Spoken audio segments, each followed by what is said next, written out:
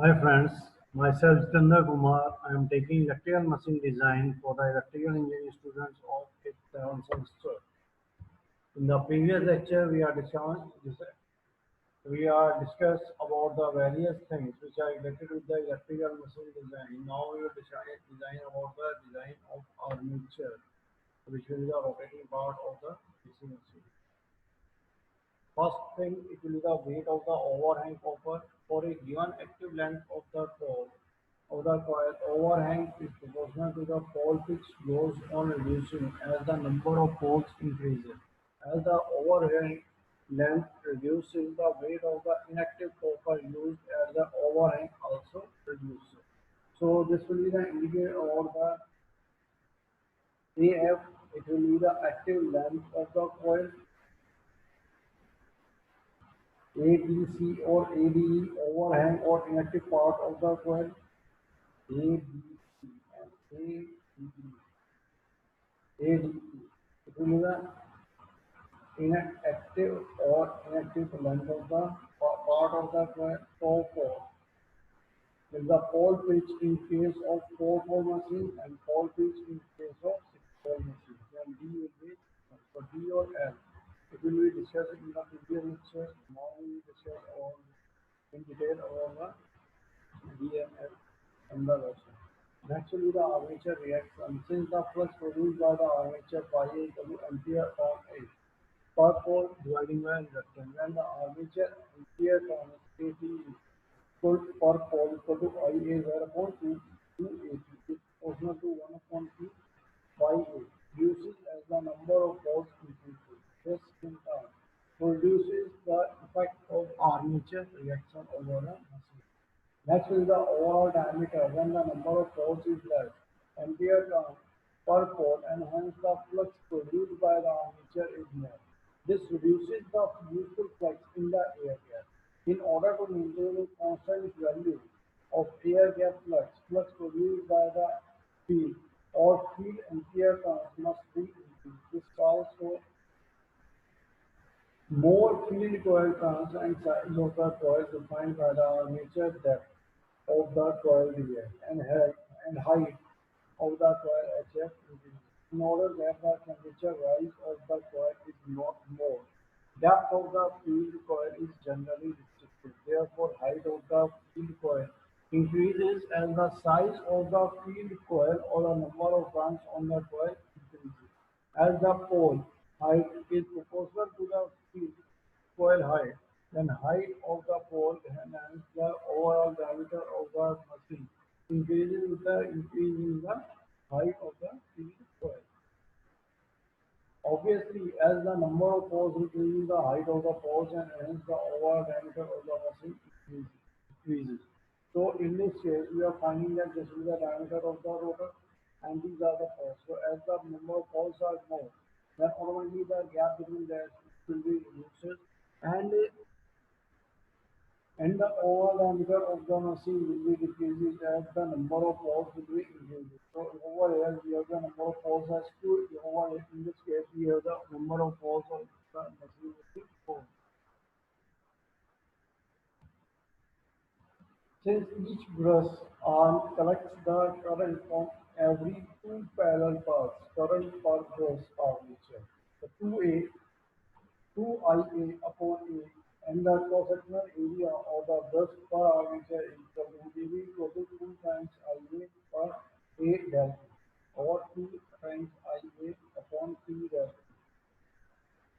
Therefore, it will be proportional to as reduces the number of poles increases. AV for TVW, DAV, and TV is generally held a constant from the computation point of view. Reduces as AB reduces, hence the length of the commutator is LC equal to WB and V plus clearance. Reduces as AB reduces for the number of poles increases.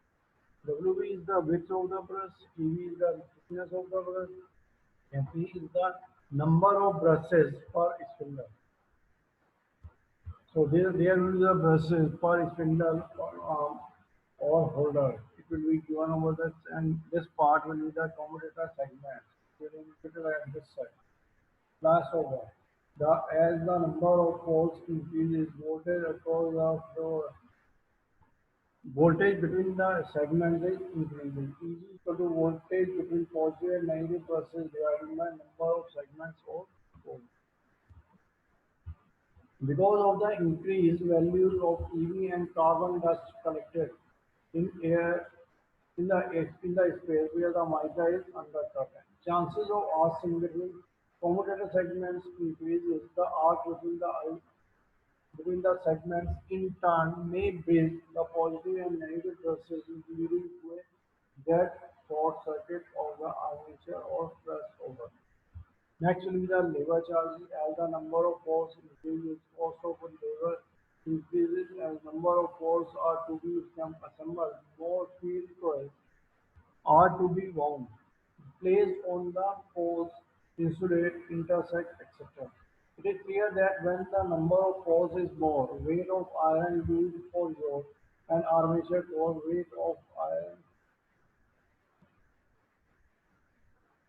of inactive copper, overall diameter, length of commutator, and effect of armature reaction reduces. On the other hand, efficiency reduces, chances of air of flashover increases, and cost of machine increases. Since the advantages outnumber the disadvantages, more number of poles is preferable. Thus, though more number of poles is preferable, it is not advisable from the cost point of view. In general, the number of poles should be so selected that good operating characteristics are obtained with minimum weight of active material and minimum cost of construction. Naturally, the design of armature. The armature winding can broadly be divided as concentrated and distributed winding. In case of a concentrated winding, all the conductors of force is housed in one slot.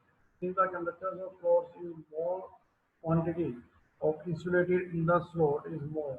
Heat dissipation is less.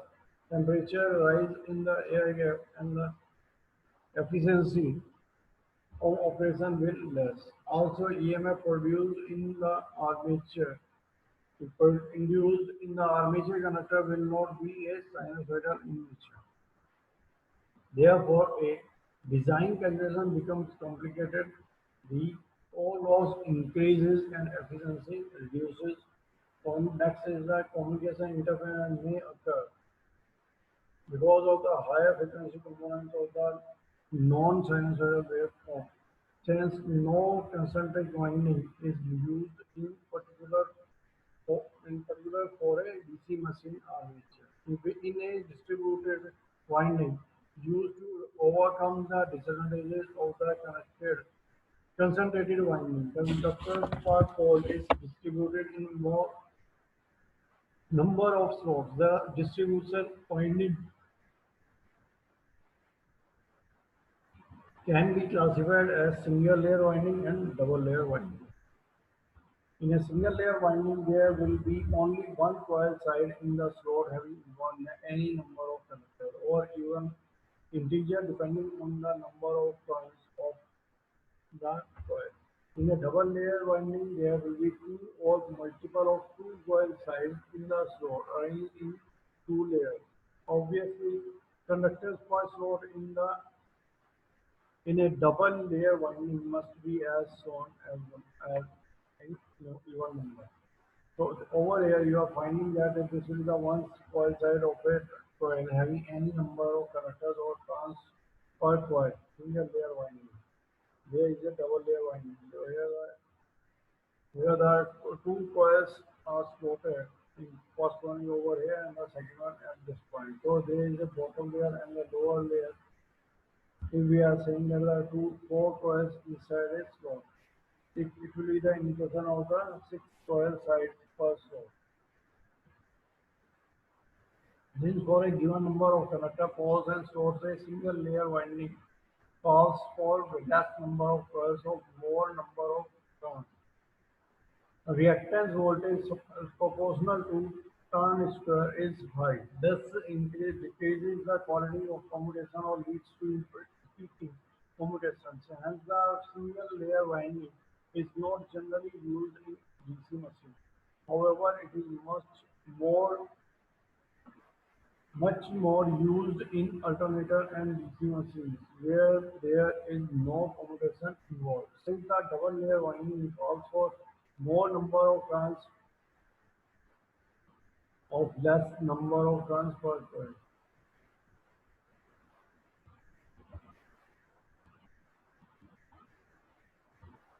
Since a double layer winding calls for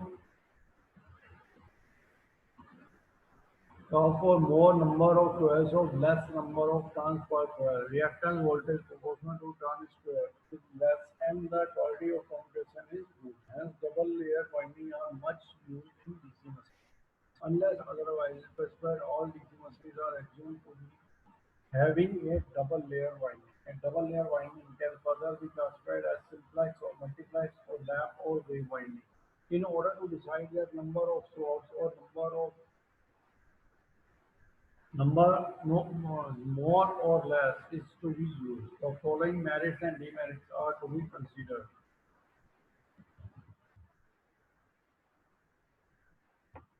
So these are the parameters which are associated with the DC machine, and we will discuss all these parameters under this heading. Thank you for attending.